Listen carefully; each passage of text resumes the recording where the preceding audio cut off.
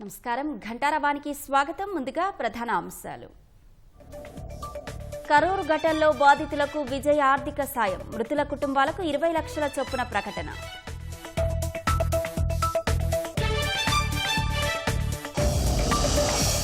ప్రకాశం బ్యారేజీ వద్ద రెండో ప్రమాద హెచ్చరిక జారీ, లంక గ్రామాల ప్రజలు అప్రమత్తంగా ఉండాలన్న అధికారులు.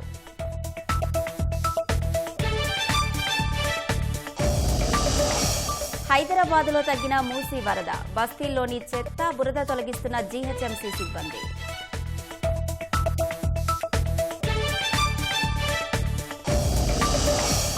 ఆగ్రాలో స్వామి చైతన్యానంద సరస్వతి అరెస్ట్, విద్యార్థులను లైంగికంగా వేధించిన కేసులో చర్యలు.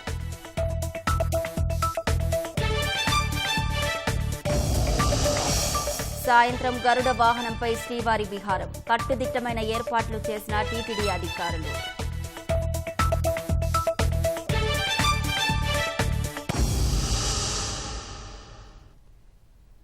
జీవితంలో అడుగడుగున కుల వివక్షను ఎదుర్కొంటూనే తెలుగు సాహితీ లోకంలో ప్రజ్వరిల్లిన తేజోమూర్తి గురం జాషువా అని ముఖ్యమంత్రి చంద్రబాబు కొనియాడారు. సమసమాజ నిర్మాణ స్ఫూర్తి ప్రదాత గురం జాషువా జయంతి సందర్భంగా మహాకవిని చంద్రబాబు స్మరించుకున్నారు. ఆ దార్శనికుని సంఘ సంస్కరణ పోరాటాన్ని, ఆ మహాకవి సాహితీ సేవను ఎల్లప్పుడూ స్మరించుకోవాలని సీఎం పిలుపునిచ్చారు. ఎగువన కురుస్తున్న వర్షాలతో గోదావరికి వరద భారీగా వచ్చి చేరుతోంది. ధవళేశ్వరం బ్యారేజీ నుంచి 10,78,317 క్యూసెక్ల నీటిని సముద్రంలోకి విడుదల చేస్తున్నారు. బ్యారేజీకి దిగువన ఉన్న కోనసీమలోని వివిధ గోదావరి నదిపాయాల్లో వరద ఉధృతి కొనసాగుతోంది. దీంతో లంక గ్రామాల ప్రజలు మరపడవల్లో రాకపోకలు సాగిస్తున్నారు.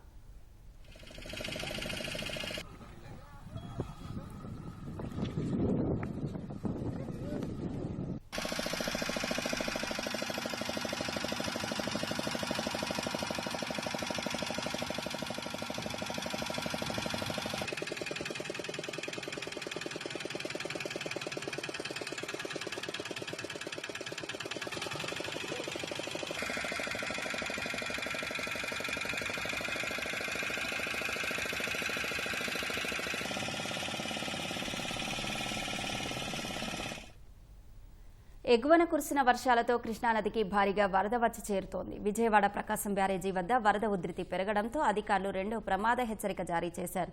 ప్రస్తుతం బ్యారేజీ వద్ద 5.62 లక్షల క్యూసెక్ల ఇన్ఫ్లో అవుట్ఫ్లో కొనసాగుతోంది. బ్యారేజీ 69 గేట్లను ఎత్తి అధికారులు నీటిని సముద్రంలోకి విడుదల చేస్తున్నారు. ప్రకాశం బ్యారేజీకి భారీగా వరద కొనసాగుతున్న నేపథ్యంలో లంక గ్రామాల ప్రజలను జలవనరుల శాఖ అధికారులు అప్రమత్తం చేశారు. నిన్న ఉదయం హడలెత్తించిన మూసీ నది ప్రవాహం రాత్రి నుంచి సాధారణ స్థితికి చేరుకుంది. ఉస్మాన్ సాగర్, హిమాయత్ సాగర్ నుంచి వరద తగ్గుముఖం పట్టడంతో మూసీ నది శాంతించింది. దీంతో మూసీ పరివాహక ప్రాంతంలోని వరద బాధితులు ఇంటి ముఖం పడుతున్నారు. నీళ్లలో మునిగిన తమ ఇంటిని శుభ్రం చేసుకుంటున్నారు. వంతెనలపై వాహనాల రాకపోకలకు సిద్ధం చేస్తున్నారు. ఎంజీబీఎస్ వద్ద త్వరితగతిన సహాయక చర్యలు చేపట్టి బస్సు సర్వీసులను పునరుద్ధరించడంలో అధికారులు నిమగ్నమయ్యారు.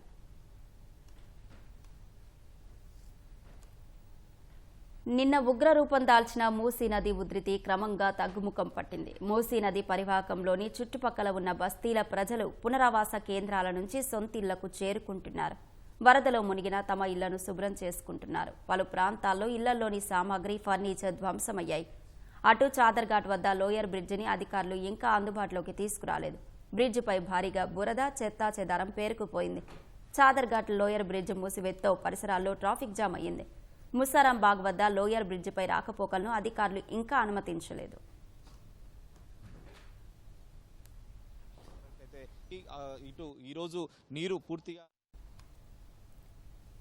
మూసీ వరద తగ్గాక ఎంజీబీఎస్ బస్ స్టేషన్ ఇప్పుడిప్పుడే తేరుకుంటోంది. మధ్యాహ్నం నుంచి ఎంజీబీఎస్లోకి బస్సులను అనుమతించాలని అధికారులు నిర్ణయించారు. అందుకు అనుగుణంగా పేరుకుపోయిన బురదను తొలగిస్తున్నారు.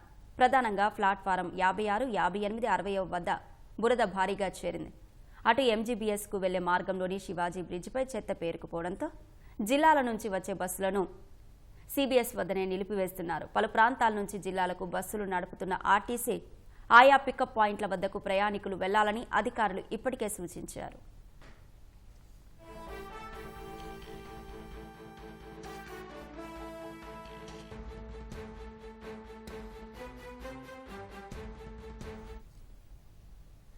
కరూరు తొక్కిసలాట ఘటనలో చనిపోయిన వారి మృతదేహాలను అధికారులు వారి బంధువులకు అప్పగిస్తున్నారు. 39 మంది మృతుల్లో 30 మృతదేహాలకు పోస్టుమార్టం పూర్తి చేసి కుటుంబ సభ్యులకు అందజేశారు.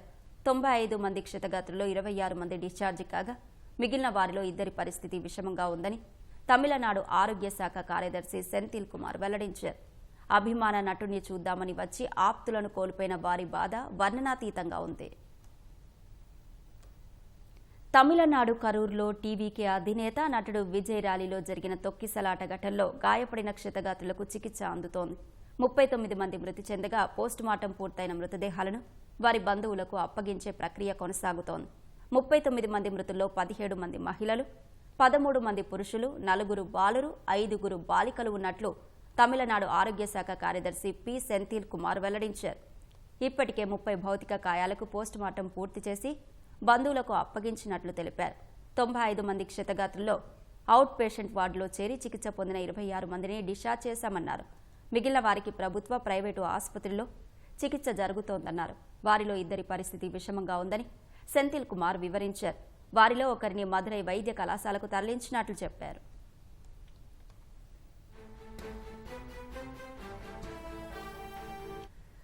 కరూరు ఘటనపై కేసు నమోదు చేసి దర్యాప్తు చేస్తున్నట్లు తమిళనాడు శాంతి భద్రతల అదనపు డీజీపీ ఎస్ డేవిడ్సన్ దేవాశీర్వాదం చెప్పారు. ప్రాథమిక విచారణ పూర్తి చేసినట్లు ఆయన వివరించారు. శనివారం ఘటన జరిగిన వెంటనే సుప్రీంకోర్టు న్యాయవాది జిఎస్ మణి పోలీసులకు ఫిర్యాదు చేశారు. నటుడు విజయ్పై ఎఫ్ఐఆర్ నమోదు చేసి ప్రత్యేక దర్యాప్తు బృందం సిట్తో దర్యాప్తు చేయించాలని ఆయన కోరారు.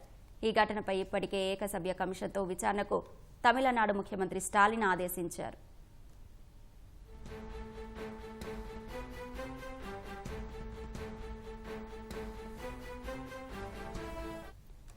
కరూరు వైద్య కళాశాల మార్చురీ వద్ద విషాద ఛాయలు అలుముకున్నాయి. అభిమాన నటుణ్ణి చూసేందుకు ఎంతో ఉత్సాహంతో వచ్చిన విగత జీవులై తమ వారిని చూసుకొని కుటుంబ సభ్యులు తల్లడిల్లిపోతున్నారు. పోస్టుమార్టం పూర్తయిన మృతదేహాలను అధికారులు కుటుంబ సభ్యులకు అప్పగిస్తున్నారు. కుటుంబ సభ్యులు కన్నీరు మున్నీరుగా విలపిస్తూ తమ వారి భౌతిక కాయాలను స్వస్థలాలకు తీసుకెళ్తున్నారు.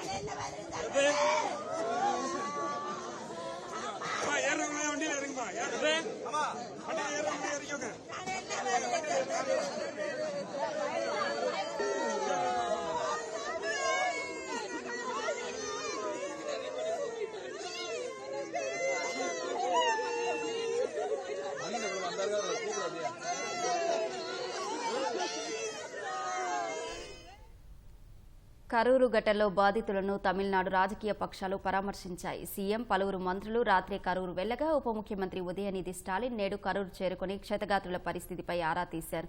ర్యాలీకి ప్రభుత్వం సరైన భద్రత కల్పించనందునే తొక్కిసలాట జరిగినట్లు విపక్ష అన్నాడీఎంకే ఆరోపించింది. ప్రభుత్వం ఏర్పాటు చేసిన కమిషన్పై తమకు నమ్మకం లేదని బీజేపీ వ్యాఖ్యానించింది.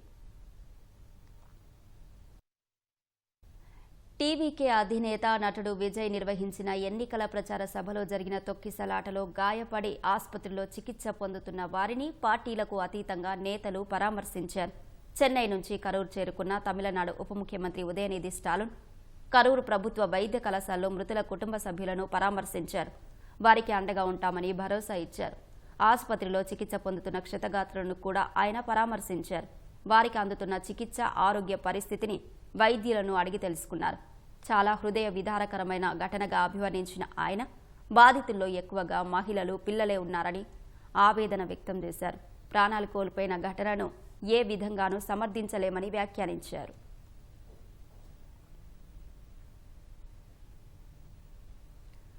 అన్నాడీఎంకే ప్రధాన కార్యదర్శి ఎడప్పడి పళనిస్వామి సైతం కరూరు ఆసుపత్రికి చేరుకుని బాధితులను పరామర్శించారు. విజయ్ సభకు పోలీసులు సరైన భద్రతా ఏర్పాట్లు చేయకపోవడం వల్లే తొక్కిసలాట జరిగిందని పళనిస్వామి ఆరోపించారు. అన్నాడీఎంకే సమావేశాలకు సైతం పోలీసులు తగిన భద్రత కల్పించడం లేదని ఆయన చెప్పారు. డీఎంకే సభలకు మాత్రం భారీగా పోలీసులను మోహరిస్తున్నారని పళనిస్వామి దుయ్యబట్టారు. అధికార పార్టీ పట్ల పోలీసులు పక్షపాతం చూపడం తగదని ఆయన చెప్పారు. ఇలాంటి ఘటన తమిళనాడు చరిత్రలో ఎప్పుడూ జరగలేదని ఆయన అన్నారు.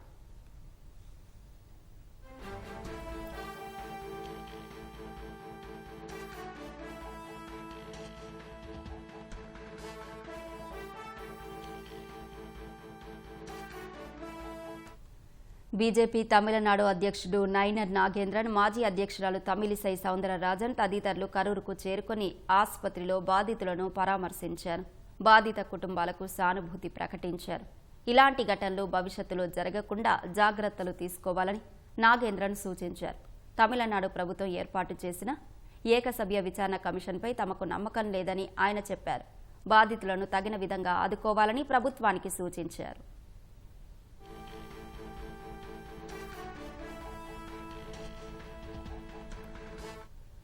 తమిళనాడుకు చెందిన ఇతర రాజకీయ పార్టీల నాయకులు కూడా కరూరు చేరుకొని బాధితులను ఓదార్చే ప్రయత్నం చేశారు.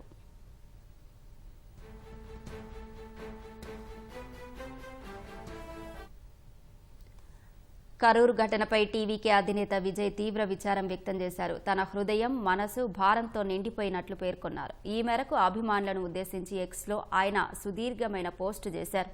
ప్రియమైన వారిని కోల్పోయిన తీవ్రమైన బాధలో తన హృదయం భరించే నొప్పిని వ్యక్తపరచడానికి మాటలు సరిపోవడం లేదని తెలిపారు. తన కళ్ళు, మనస్సు దుఃఖంతో మసకబారాయని చెప్పారు. కరూరులో తాను చూసిన అందరి ముఖాలు ఇంకా మనసులో మెదులుతూనే ఉన్నాయని వివరించారు. తనపై ఎంతో ప్రేమను, శ్రద్ధను చూపే వ్యక్తులను తలుచుకుంటే తన హృదయం మరింత దిగజారుతోందన్నారు. ప్రియమైన వారిని కోల్పోయిన వారికి ఎంతో బాధతో సంతాపం తెలుపుతున్నట్లు పేర్కొన్నారు. బాధాకరమైన ఈ పరిస్థితుల్లో అందరికీ అండగా నిలుస్తానని చెప్పారు. ఎవరెన్ని ఓదార్పు మాటలు చెప్పినా జరిగిన నష్టాన్ని ఎవరూ పూడ్చలేరని తెలిపారు. మీ కుటుంబ సభ్యుల్లో ఒకటిగా మృతుల కుటుంబాలకు 20 లక్షల రూపాయల చొప్పున సాయం ఇవ్వనున్నట్లు విజయ్ ప్రకటించారు.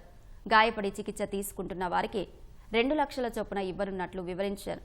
జరిగిన నష్టం ముందు తానిచ్చే మొత్తం ఏమాత్రం పెద్దది కాదని పేర్కొన్నారు. తొక్కిసలాట ఘటనలో గాయపడి ఆసుపత్రిలో చికిత్స పొందుతున్న వారు త్వరగా కోలుకొని ఇళ్లకు చేరుకోవాలని ప్రార్థిస్తున్నట్లు విజయ్ చెప్పారు. చికిత్స తీసుకుంటున్న వారికి టీవీకే అండగా ఉంటుందని తెలిపారు. అనంతపురం జిల్లా ఉరవకొండ మండలం మైలారంపల్లి గ్రామ సమీపంలో పేకాట స్థావరాలపై పోలీసులు దాడులు నిర్వహించారు. పేకాట ఆడుతున్న 21 మందిని అరెస్టు చేశారు. నిందితుల నుంచి 77,000 రూపాయల నగదుతో పాటు 17 ద్విచక్ర వాహనాలను స్వాధీనం చేసుకున్నట్లు సీఐ మహానంది తెలిపారు. 21 మందిని కోర్టులో హాజరుపరుస్తామన్నారు. ఎవరైనా అసాంఘిక కార్యకలాపాలకు పాల్పడితే కఠిన చర్యలు తీసుకుంటామని సీఐ హెచ్చరించారు. శ్రీ సత్యసాయి జిల్లా నల్లచెరువు మండలం జోగన్నపేట వద్ద జాతీయ రహదారిపై ద్విచక్ర వాహనాన్ని కారు ఢీకొట్టింది. ఈ ప్రమాదంలో 2 తీవ్రంగా గాయపడ్డారు. జోగన్నపేటకు చెందిన శ్రీనివాసులు, రమాదేవి దంపతులు ద్విచక్ర వాహనంపై కదిరికి వెళ్తుండగా వెనుక వైపు నుంచి కారు ఢీకొంది. తీవ్రంగా గాయపడిన బాధితులను కదిరి ప్రభుత్వ ఆసుపత్రికి తరలించి చికిత్స అందిస్తున్నారు. వందేనా వాళ్ళు ఎప్పుడు వచ్చేది నీటి రాను. సత్యసాయి జిల్లా కదిరిలో ఆర్టీసీ బస్సులో 2 మహిళలు, ఓ వృద్ధురాలిపై దాడికి పాల్పడ్డారు. కదిరి నుంచి హిందూపురం వెళ్లే బస్సులో సీటు కోసం 2 మహిళలు వృద్ధురాలిపై దాడి చేశారు. మహిళలపై చర్యలు తీసుకోవాలంటూ వృద్ధురాలు బస్సు ముందు బైఠాయించి నిరసన చేపట్టారు. ఘటనా స్థలికి చేరుకున్న పోలీసులు వృద్ధురాలికి క్షమాపణ చెప్పాలని దాడి చేసిన మహిళలకు సూచించారు. మహిళలు తప్పు ఒప్పుకొని వృద్ధురాలికి క్షమాపణలు చెప్పడంతో గొడవ సద్దుమణిగింది.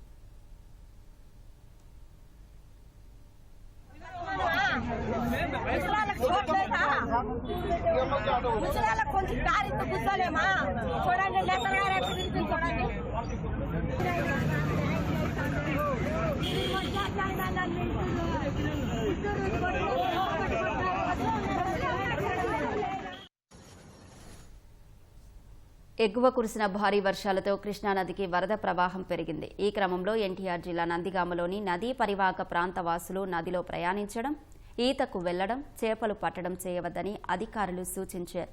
ప్రస్తుతం కృష్ణానదికి ఎగువ నుంచి 5,77,000 క్యూసెక్ల వరద కొనసాగుతోంది. దీనికి తోడు వైరా, కట్టలేర్ల నుంచి కృష్ణానదికి వరద వచ్చి చేరుతోంది. పంచ ప్రాణాలు నిలిపేందుకు తల్లి పోరాటం అంటూ శనివారం ఈనాడులో ప్రచురితమైన కథనానికి కడప జిల్లా యంత్రాంగం స్పందించింది. మైదుకూరు పట్టణం విజయనగర్ కాలనీకి చెందిన సుమలత అలియాస్ ఓబులమ్మ దీనగాథను తెలుసుకున్న జిల్లా అధికారులు ఆమెను పరామర్శించారు.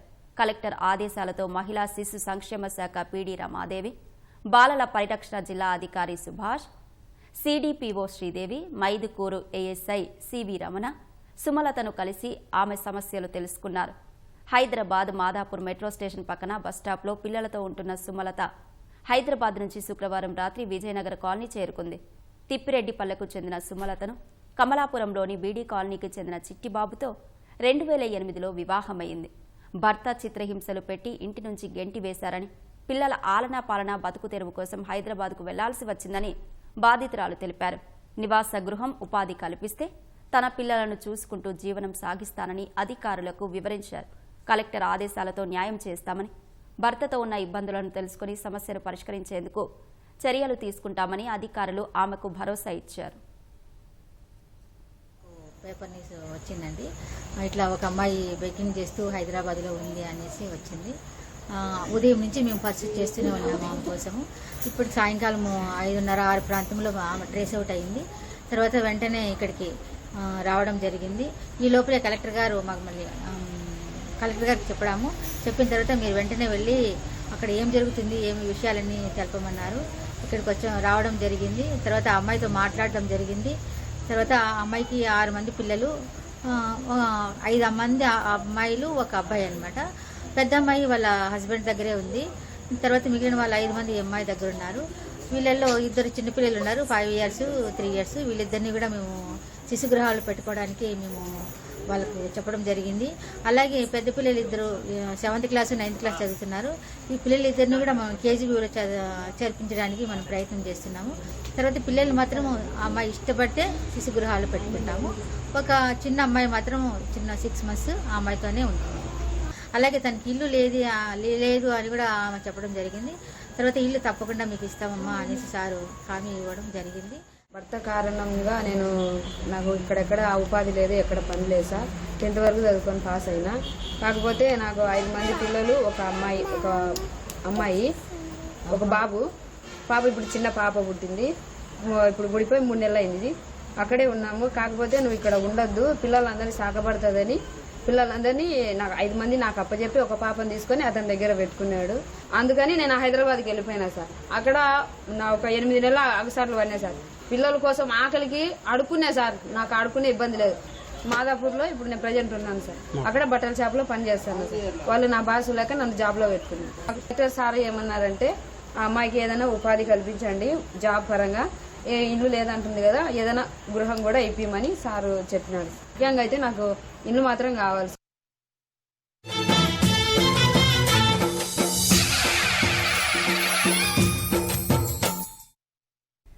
శరన్నవరాత్రి మహోత్సవాల్లో భాగంగా కనకదుర్గమ్మ వారు 7వ రోజు శ్రీ మహాచండీదేవిగా భక్తులకు అభయమిస్తున్నారు. దేవతల కార్యసిద్ధి, దుష్ట శిక్షణ, శిష్ట రక్షణ కొరకు మహాలక్ష్మి, మహాకాళి, మహాసరస్వతి త్రిశక్తి స్వరూపిణిగా శ్రీ మహాచండీ అమ్మవారు ఉద్భవించింది. శ్రీచండీ అమ్మవారిలో అనేక మంది దేవతలు కొలువై ఉన్నారని, అమ్మవారిని ప్రార్థిస్తే సర్వ దేవతలను ప్రార్థించినట్లేనని పండితులు శంకర సాంఖ్యిల్య తెలిపారు. అమ్మవారి అనుగ్రహం వలన భక్తుల సంకల్పాలు నెరవేరి విజయం సిద్ధిస్తుందని చెబుతున్న పండితులు శంకర సాంఖ్యిల్యతో మా ప్రతినిధి శ్రీనివాసమోహన్ ముఖాముఖి. విజయవాడ ఇంద్రకీలాద్రిపై దసరా ఉత్సవాలు ఈరోజు మహాచండీ దేవిగా అమ్మవారు భక్తులకు దర్శనమిస్తున్నారు. చండీ యాగం నిత్యం ఇక్కడ జరుగుతున్నటువంటి ఇంద్రకీలాద్రిలో ఈరోజు మహాచండీ దేవిగా అమ్మవారిని దర్శించుకునేందుకు పెద్ద ఎత్తున భక్తులు తరలి వస్తున్నారు. చండీ హోమంలో పాల్గొనేందుకు కూడా ఎక్కువ మంది ఆసక్తి చూపిస్తున్నారు. ఈరోజు చండీ దేవిగా అమ్మవారి అలంకరణ విశేషాలను మనతో పాటు పండితులు శంకర సాండిలే గారు ఉన్నారు. ఆయన అడిగి తెలుసుకున్నారు. సార్, ఈరోజు అమ్మవారు చండీ దేవిగా ఉన్నారు అంటే ఈ అలంకరణ కొన్ని విశేషం ఏంటి, ఏ విధంగా దర్శనిస్తారు? జయ దుర్గాభవన్. దేవీ నవరాత్రుల్లో అత్యంత ప్రాధాన్యమైనటువంటి ఈ 11 రోజులు కూడా అమ్మవారిని విశేషమైన అలంకారాల్లో భక్తులు దర్శించుకుంటారు. అలాగే ఈ సంవత్సరం మనకి 11 రోజులు రావడం చేత కాత్యాయని దేవి ప్లస్ చండీదేవిని కూడా అలంకారం చేయడం జరిగింది. దుర్గా అమ్మవారి అలంకారాల్లో చాలా ప్రాధాన్యం చెందినటువంటిది చండీదేవి. అసలు అమ్మవారి స్వరూపమే ఇక్కడ మహిషాసురమర్దినిగా, చండీ అన్న మహిషాసురమర్దినైనా మనం అలాగే చూస్తాం అదే అలంకారంలో. అటువంటి ఈ దుర్గాదేవిని మహాచండీ అలంకారంలో దర్శించుకోవడం, అలాగే ఎందుకంటే ప్రతినిత్యం కూడా మనకి ఇక్కడ మహాచండీ పారాయణ జరుగుతుంది, అలాగే దుర్గా అమ్మవారి చండీ హోమం కూడా ప్రతినిత్యం జరుగుతుంది. అటువంటి విశేషమైనటువంటి ఈ చండీ దర్శించుకున్న వాళ్ళకి ఎటువంటి దోషాలు లేకుండా శుభంగా ఉంటారని, అలాగే ఈ చండీ పారాయణ ఇటువంటి విశేషాలు కూడా ఈరోజు విశేషంగా జరుగుతాయి. ఈరోజు అమ్మవారిని దర్శించుకున్న వారికి శత్రునాశనం, అలాగే వాళ్ళకి శుభయోగం కలుగుతుందని చెప్పి మనకి ప్రామాణికం ఉంది. అటువంటి ఈ మహాచండీని దర్శించుకున్న వారికి అందరికీ కూడా అమ్మవారి శుభ ఆశీస్సులు అందజేస్తూ అందరూ శుభంగా ఉండాలని ఓ నమో దేవతాభ్యో నమః, కాళీ దేవతాభ్యో నమః, మహాచండీ పరదేవతాయ నమః, జయ దుర్గా భవాని. ఇది ఈరోజు అమ్మవారి యొక్క చండీదేవి అలంకరణకు ఉన్నటువంటి విశేషత. విజయవాడ నుంచి కెమెరామెన్ ఎం శ్రీమన్నారాయణతో శ్రీనివాస్ మోహన్, ఈటీవీ. విజయవాడ కనకదుర్గమ్మ చెంతనే ఉన్న కృష్ణమ్మకు మంత్రి గుమ్మడి సంధ్యారాణి పసుపు కుంకుమలు సమర్పించారు. కృష్ణమ్మకు ప్రత్యేక పూజలు చేశారు. రాష్ట్రం సుభిక్షంగా ఉండాలని కోరుకున్నారు. ఎలాంటి ఇబ్బందులు, ఆటంకాలు లేకుండా రాష్ట్రాభివృద్ధి జరిగి స్వర్ణాంధ్ర లక్ష్యం సాకారం కావాలని సంధ్యారాణి ప్రార్థించారు.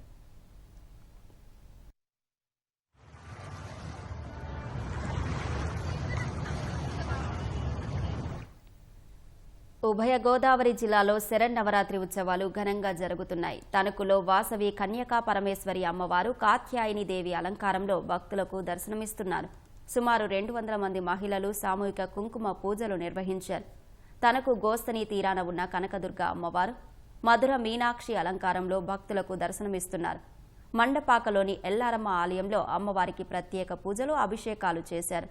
తూర్పు గోదావరి జిల్లా ఉండ్రాజవరం మండలం పాలంగిలో కనకదుర్గమ్మ అమ్మవారు మహాచండీ అలంకారంలో భక్తులకు దర్శనమిస్తున్నారు. మహిళలు అమ్మవారికి గాజులతో పూజలు చేశారు.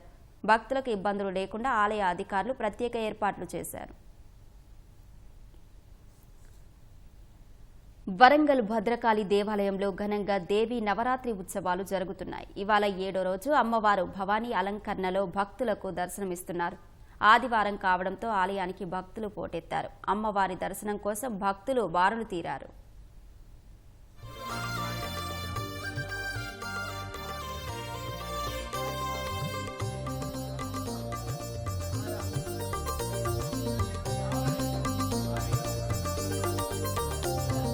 చంద్ర సహోదరి వమ్మ లక్ష్మి సిరులకు మూలము నీవమ్మ, శ్రీహరి హృదయేశ్వరి వమ్మ, నిన్ను పూజించు వారింట ఉండెదవమ్మ.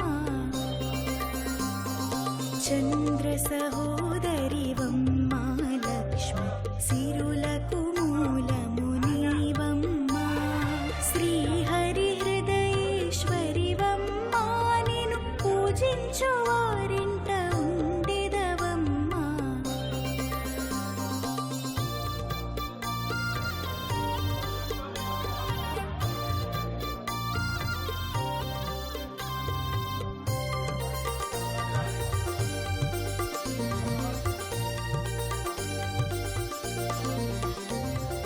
వారాలన్నిట లక్ష్మీ వారము, నీ అర్చనకు ప్రత్యేక దినము. వారాలన్నిట లక్ష్మీ వారము, నీ అర్చనకు ప్రత్యేక దినము. భక్తితో నిన్ను సేవించు వారికి బాధల నుండి విముక్తిను సగెదవు. ఓ కమలాక్షి కమలములోన పద్మాసనివై విరాజేదరు. చంద్ర సహోదరి వమ్మ లక్ష్మి సిరులకు మూలము నీవమ్మ, శ్రీహరి హృదయేశ్వరి వమ్మ, నిన్ను పూజించు వారింట ఉండెదవమ్మ.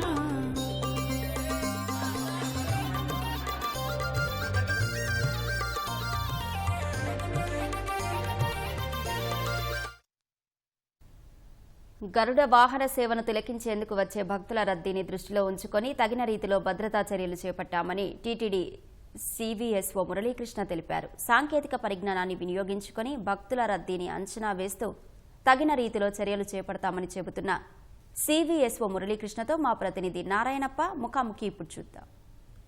కోనేటి రాయుడి బ్రహ్మోత్సవాలు అంగరంగ వైభవంగా సాగుతున్నాయి. వివిధ వాహనాలపై ఊరేగుతూ 4 మాడ వీధులలో భక్తులకు అభయ ప్రదానం చేస్తున్న మలయప్పను దర్శించుకునేందుకు భక్తులు దేశం నలుమూలల నుంచి అధిక సంఖ్యలో తరలి వస్తున్నారు. సాధారణ వాహనాల్లో శ్రీవారిని దర్శించుకునేందుకు ఇప్పటికే తిరుమలకు చేరుకున్న భక్తులతో తిరిగిరులు జనసంద్రమయ్యాయి. సాయంత్రం 6:30 గంటల నుంచి ప్రారంభమవనున్న గరుడవాహన సేవ వీక్షించేందుకు ఇప్పటికే భక్తులు తిరుమల గిరులకు చేరుకుంటున్నారు. ఈ నేపథ్యంలో లక్షల సంఖ్యలో భక్తులు తిరుమలకు చేరుకునేందుకు అవకాశం ఉంది. భక్తుల రద్దీ అనూహ్యంగా పెరుగుతున్న నేపథ్యంలో తిరుమల తిరుపతి దేవస్థానం భక్తులకు భద్రతకు సంబంధించి ఎలాంటి ఏర్పాటు చేసింది అనే విషయాలు తెలియజేసేందుకు మన దగ్గర తిరుమల తిరుపతి దేవస్థానం విజిలెన్స్ అండ్ సెక్యూరిటీ ముఖ్య అధికారి మన దగ్గర ఉన్నారు. ఆయన అడిగి మరిన్ని తెలుసుకుందాం. ఓం నమో వెంకటేశాయ. ఏవైతే ఎంట్రీ పాయింట్స్గా మనం ముందుగానే నిర్దేశించి ఉంచామో అవన్నింటిని కూడా ఈ ఫ్రిస్కింగ్ అండ్ చెకింగ్ ద్వారా భక్తులందరినీ ఏ విధమైనటువంటి అసౌకర్యం లేకుండా గ్యాలరీస్లోకి తీసుకునే విధంగా ఏర్పాట్లు చేయడం జరిగింది. వెస్ట్ మాడాకి సంబంధించి W1, W7 గేట్లు, అలాగే నార్త్ మాడాకి సంబంధించి N4, N6 గేట్లు, అలాగే ఈస్ట్ మాడాకి సంబంధించి E4, E5, E6, E11 గేట్స్ని భక్తులు వచ్చేందుకు తీసుకుంటూ 3000 కెమెరాలు ఏర్పాటు చేయడం జరిగింది. దాన్ని ఇంటిగ్రేటెడ్ కమాండ్ కంట్రోల్ ద్వారా అనుసంధానం చేస్తూ ప్రత్యేకమైనటువంటి భద్రతా చర్యలను ఏర్పాటు చేయడం అనేటటువంటి జరిగింది. అనలిటిక్స్ని, వీడియో అనలిటిక్స్ని కూడా ఉపయోగిస్తూ భక్తులు ఎంతమంది శాస్త్రీయంగా భక్తులు గ్యాలరీస్లో చేరి ఉన్నారు, బయట ఎంతమంది ఉన్నారు, క్యూ లైన్స్లో ఎంతమంది వస్తున్నారు అనేది అంచనా వేస్తూ భక్తులందరికీ ప్రత్యేకమైనటువంటి సదుపాయాలను కలిగిస్తూ ఏ విధమైనటువంటి అసౌకర్యం లేకుండా ఆ మలయప్ప స్వామి యొక్క దర్శన భాగ్యాన్ని కలిగించే విధంగా చర్యలు తీసుకోవడం జరిగింది.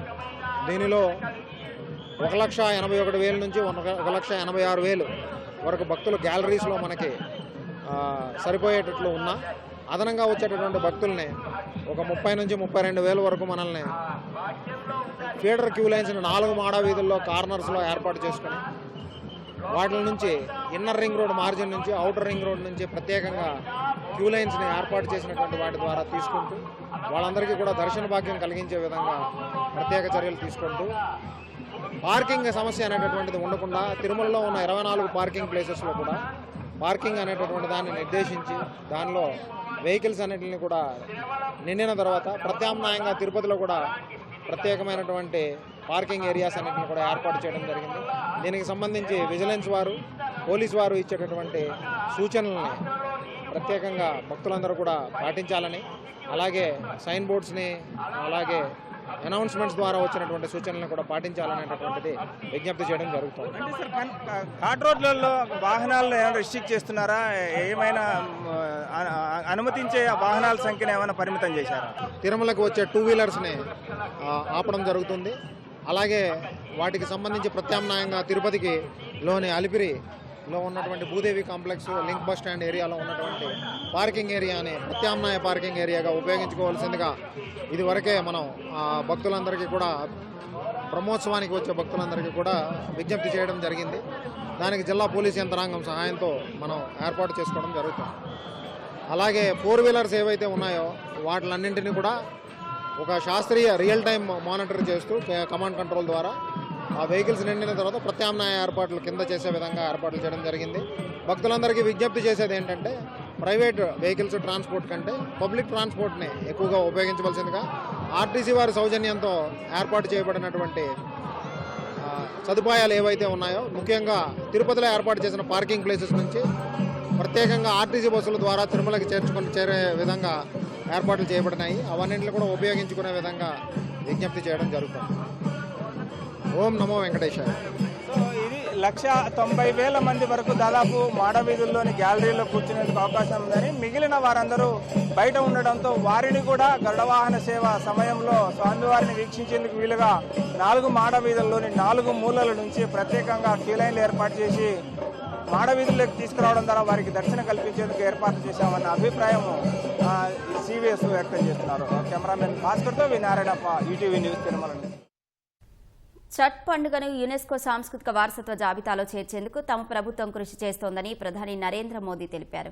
126వ మన్ కీ బాత్లో ప్రసంగించిన మోదీ మరోసారి స్వదేశీ మంత్రాన్ని జపించారు. రానున్న పండుగల్లో ప్రతి ఒక్కరూ స్వదేశీ ఉత్పత్తులనే కొనుగోలు చేయాలని పిలుపునిచ్చారు. భారత్ అన్ని రంగాల్లో స్వావలంబన సాధించాలంటే స్వదేశీ ఒక్కటే మార్గమని మోదీ అన్నారు. ఆర్ఎస్ఎస్ శతాబ్ది ఉత్సవాల వేళ సంఘ్పై ప్రశంసలు కురిపించారు. ఆర్ఎస్ఎస్ కార్యకర్తలు దేశానికే తొలి ప్రాధాన్యమిస్తారని మోదీ తెలిపారు. నిస్వార్థ సేవ, క్రమశిక్షణ ఆర్ఎస్ఎస్ బలాలని కొనియాడారు. मेरे प्यारे देशवासियों, आने वाले दिनों में एक के बाद एक त्योहार और खुशियां आने वाली हैं। हर पर्व पर हम खरीदारी भी खूब करते हैं और इस बार तो जीएसटी बचत उत्सव भी चल रहा है। साथियों, एक संकल्प लेकर आप अपने त्योहारों को और खास बना सकते हैं। अगर हम ठान लें कि इस बार त्योहार सिर्फ स्वदेशी चीजों से ही मनाएंगे तो देखिएगा हमारे उत्सव की रौनक कई गुना बढ़ जाएगी। वोकल फॉर लोकल को खरीदारी का मंत्र बना दीजिए, ठान लीजिए। हमेशा के लिए जो देश में तैयार हुआ है वही खरीदेंगे, जिसे देश के लोगों ने बनाया है वही घर ले जाएंगे, जिसमें देश के किसी नागरिक की मेहनत है उसी सामान का उपयोग करेंगे। जब हम ऐसा करते हैं तो हम सिर्फ कोई सामान नहीं खरीदते, हम किसी परिवार की उम्मीद घर लाते हैं, किसी कारीगर की मेहनत को सम्मान देते हैं, किसी युवा उद्यमी के सपनों को पंख देते हैं। साथियों, त्योहारों पर हम सब अपने घर की सफाई में जुट जाते हैं, लेकिन स्वच्छता सिर्फ घर की चार दीवारी तक सीमित न रहे। गली, मोहल्ला, बाजार, गांव, हर जगह पर सफाई हमारी जिम्मेदारी बने। साथियों, हमारे यहाँ ये पूरा समय उत्सवों का समय रहता है और दिवाली एक प्रकार से महा उत्सव बन जाता है। मैं आप सबको आने वाली दीपावली की भी बहुत बहुत शुभकामनाएं देता हूं, लेकिन साथ साथ फिर से दोहराऊंगा, हमें आत्मनिर्भर बनना है, देश को आत्मनिर्भर बना करके ही रहना है और उसका रास्ता स्वदेशी से ही आगे बढ़ता है। శృంగేరి పీఠం ఢిల్లీలో నిర్వహిస్తున్న మేనేజ్మెంట్ విద్యా సంస్థలో 17 మంది విద్యార్థులను లైంగికంగా వేధించిన కేసులో స్వామి చైతన్యానంద సరస్వతిని పోలీసులు అరెస్టు చేశారు. ఆదివారం తెల్లవారుజామున ఆగ్రాలోని ఒక హోటల్లో ఉన్న 62 ఏళ్ల చైతన్యానందను అదుపులోకి తీసుకున్నారు. విద్యార్థినుల ఫిర్యాదు మేరకు ఆగస్టు 4న ఎఫ్ఐఆర్ నమోదు కాగానే పరారైన స్వామి కోసం పోలీసులు అనేక బృందాలను ఏర్పాటు చేసి గాలిస్తున్నారు. దేశం విడిచి పారిపోకుండా లుకౌట్ సర్క్యులర్ కూడా జారీ చేశారు. ఆగ్రాలోని తాజ్ గంజ్ ప్రాంతంలోని హోటల్లో అతడున్నట్లు అందిన సమాచారంతో తెల్లవారుజామున 3:30 గంటల సమయంలో పట్టుకున్నారు. ఇప్పటికే అతడికి సంబంధించిన వివిధ బ్యాంకు ఖాతాలను, అందులో ఉన్న 8 కోట్ల రూపాయల విలువైన ఫిక్స్డ్ డిపాజిట్లను పోలీసులు స్తంభింపజేశారు. అతని వద్ద ఐక్యరాజ్య సమితి బ్రిక్స్తో సంబంధం ఉన్నట్లు చూపించే నకిలీ విజిటింగ్ కార్డులను గుర్తించారు. నిందితుడి వద్ద 3 ఫోన్లు, ఐపాడ్ స్వాధీనం చేసుకున్నట్లు Delhi south west zone DCP Amit Goyal తెలిపారు. కేసు నమోదైనప్పటి నుంచి రోజు అతడు ఒక ప్రాంతం నుంచి మరొక ప్రాంతానికి పారిపోతున్నట్టు తెలిపారు. తదుపరి దర్యాప్తు జరుగుతోందని, పోలీస్ కస్టడీకి ఇవ్వమని న్యాయస్థానాన్ని కోరతామని డీసీపీ వివరించారు. పచ్చదనాన్ని పెంచాలనే ఉద్దేశంతో మధ్యప్రదేశ్లో ఓ వ్యాపారి తన దగ్గరకు వచ్చే వినియోగదారులకు మొక్కలను కానుకగా ఇస్తున్నారు. ఇందౌర్కు చెందిన సురేష్ సంఖ్లాకు చాణక్యపూరి కూడల్లో కూరగాయల దుకాణం ఉంది. పచ్చదనాన్ని విస్తరించాలని జీవిత ధ్యేయంగా పెట్టుకున్న సురేష్ గత 45 ఏళ్లుగా తన వంతు కృషి చేస్తున్నారు. ఇందులో భాగంగా దుకాణానికి వచ్చే వినియోగదారులకు 18 ఏళ్లుగా మొక్కలను బహుమతిగా ఇస్తున్నారు. పచ్చదనాన్ని వ్యాప్తి చేయాలన్న సందేశంతో దుకాణం నిండా సురేష్ ఫ్లెక్సీలు కట్టారు. ఈయన కృషితో చాణక్యపురిలోని డివైడర్లు, పార్కులు సహా పరిసర ప్రాంతాలన్నీ పచ్చగా మారాయి. ఇందుకోసం సురేష్ ఒక్కోసారి తన సొంత నిధుల ద్వారా అటవీ శాఖతో పాటు పౌర సంస్థల నుంచి మొక్కలను సేకరిస్తున్నారు. చైనాలోని గుయిజౌ ప్రావిన్స్లో ప్రపంచంలోనే అత్యంత ఎత్తైన వంతెన అందుబాటులోకి వచ్చింది. హువాజియాంగ్ గ్రాండ్ క్యానియన్ వంతెన నిర్మాణం పూర్తి కావడంతో రాకపోకలకు అనుమతి ఇచ్చారు. ఈ వంతెన పొడవు 2890 మీటర్లు. నది పై భాగం నుంచి ఈ వంతెన 625 మీటర్ల ఎత్తులో ఉంది. ప్రపంచంలోనే ఎత్తైన వంతెనగా, పర్వత ప్రాంతంలో నిర్మించిన అతిపెద్ద విస్తీర్ణం కలిగిన వంతెనగా కూడా ఇది రికార్డు సృష్టించింది. ఈ వంతెన నిర్మాణం 2022 ప్రారంభంలో మొదలై 4 ఏళ్లలోపు పూర్తయింది.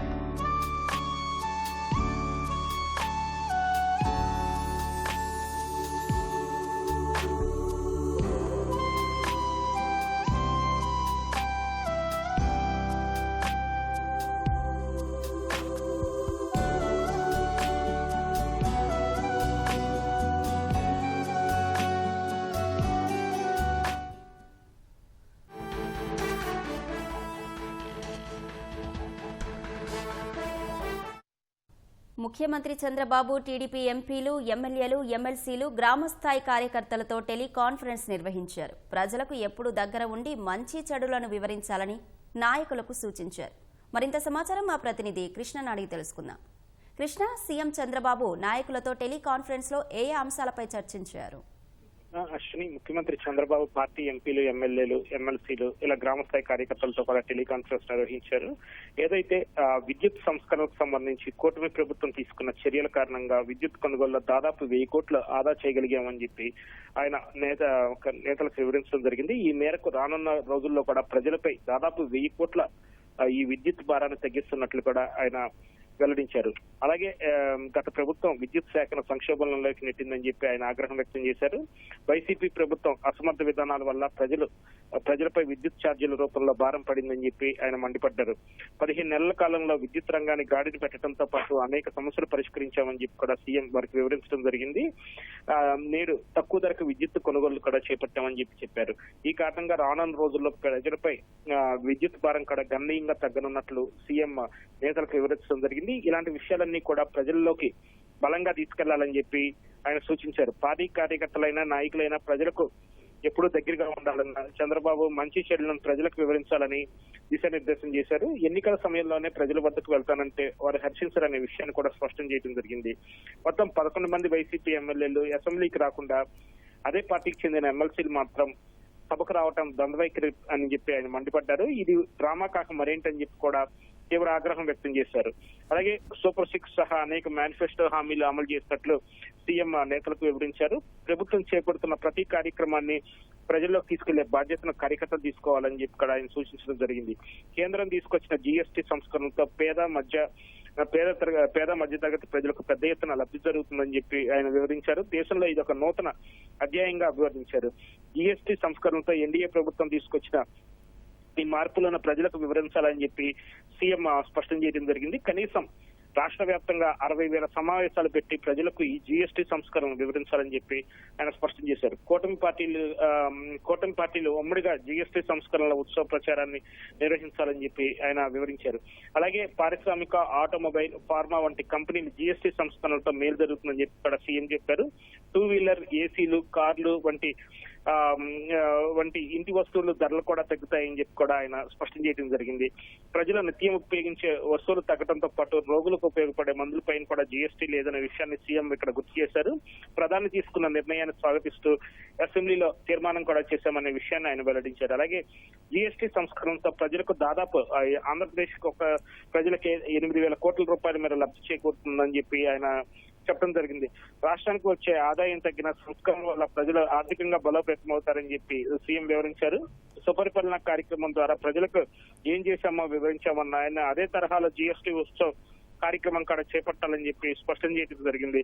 కార్యకర్తల భాగస్వామ్యంతో ఎగాడే సక్సెస్ చేసిన రీతిలోనే జీఎస్టీ ఉత్సవ్ సక్సెస్ చేయాలని చెప్పి ఆయన శ్రేణులకు, నేతలకు దిశానిర్దేశం చేశారు. అశ్విని, ధన్యవాదాలు కృష్ణ.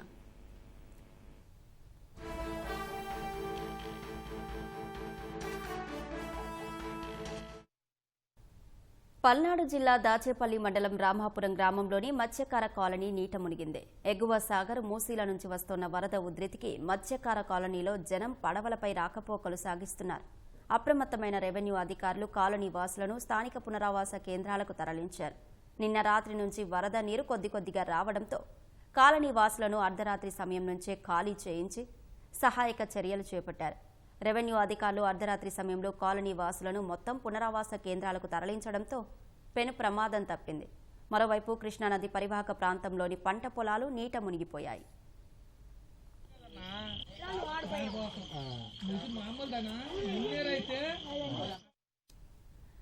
కర్నూలు జిల్లా కౌతాలం మండలంలో 2 రోజులుగా భారీ వర్షాలు కురుస్తున్నాయి. ఎడతెరిపి లేని వర్షాలకు వాగులు వంకలు ఉధృతంగా ప్రవహిస్తున్నాయి. మేలిగనూరు వద్ద తుంగభద్ర నదికి భారీగా వరద నీరు వచ్చి చేరుతోంది. దీంతో కోసగి మండలంలోని ఆర్డీఎస్ ఆనకట్ట వద్ద వరద ఉధృతంగా ప్రవహిస్తోంది. పలు గ్రామాలకు పూర్తిగా రాకపోకలు నిలిచిపోయాయి. ప్రమాదకర స్థాయిలోనే వాహనదారులు రాకపోకలు సాగిస్తున్నారు.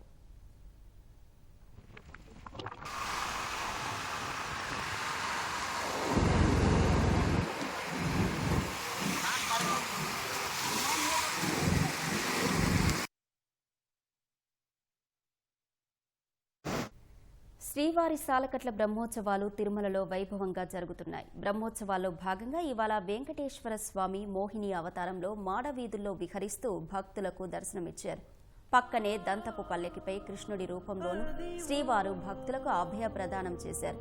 క్షీరసాగర మథనంలో మోహినిగా స్వామివారు ఉద్భవించారు. అసురులను మాయ చేసి సురులకు అమృతం పంచినట్లు పురాణగాథ. ప్రపంచమంతా మాయా విలాసమని, తన భక్తులు కానివారు మాయాధీనులు కాక తప్పదని స్వామివారు బోధించారు.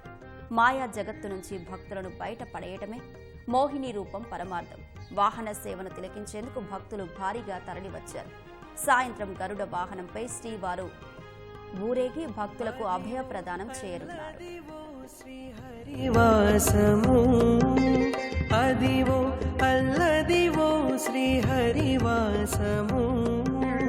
పదివేలు శేషుల పడగలమయము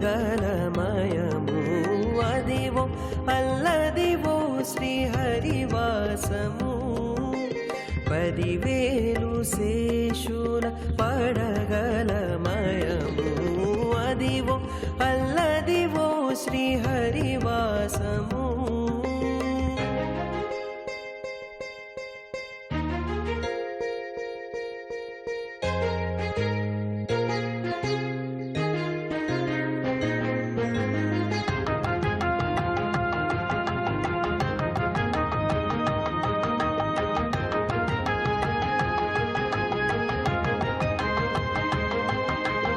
అదే వెంకటాచలమఖిల ఉన్నతము అదివో బ్రహ్మాదుల కపురూపము. అదే వెంకటాచలమఖిల ఉన్నతము అదివో బ్రహ్మాదుల కపురూపము. అదివో నిత్య నివాసమఖిలమునులకు.